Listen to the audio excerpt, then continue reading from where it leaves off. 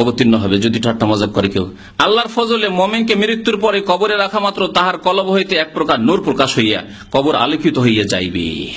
কোথায় আছে? আছে কোরআন হাদিস। যতগুলি কথা লেখা আছে কোরআন হাদিসেই নেই, কোরআনে অনেক হাদিসও নেই যে কবর থেকে আলো বেরোবে না, মুমিনের কলব থেকে আলো বেরোবে।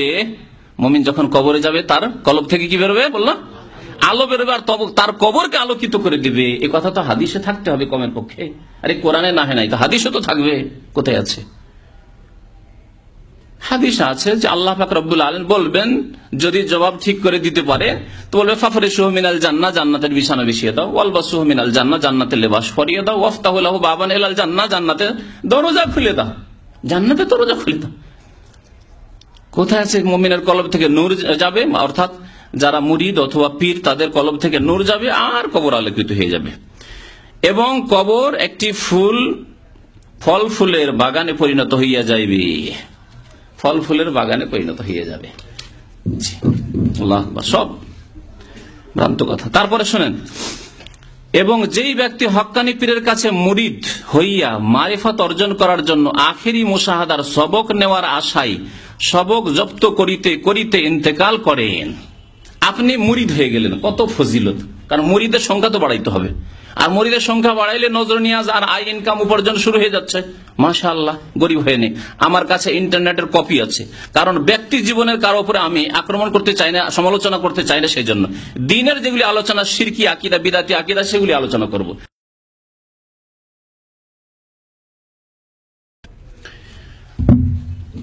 শোনেন, তারপরে ইন্তেকাল যদি করে মানে পীরের মুরিদ হয়ে, তাহলে কি হবে? আমার পীর সাহেব কিবলা ফরমায়াছেন, পীর সাহেব কি কিবলা। আমি এই কয়েক বছর আগেও পর্যন্ত এই দেওবন্দীদের সম্পর্কে, কারণ এই চরমনাইয়ের পীর ফজলুল করিম বারবার এই কিতাবেও, তার বাবা এবং ওই আরো কিতাবগুলিতেও রশিদ আহমদ গাঙ্গুহির তরিকার খুব দোহাই পড়েছেন এবং সেই তরিকার তিনি প্রচারক।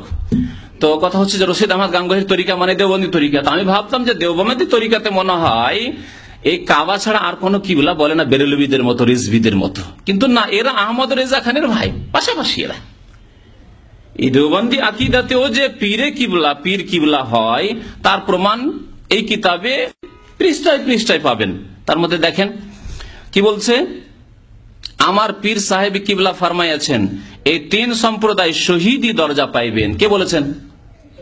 আল্লাহ বলেছেন, রাসূল বলেছেন যে পীরের মুরিদ হয়ে যদি মুরাকাবা মুশাহাদা করতে করতে মারা যাও তাহলে শহীদ হবো। হয় আল্লাহ বলবেন আর না হলে রাসূল বলবেন, তাহলে শরীয়ত হবে যে সত্যি শহীদ।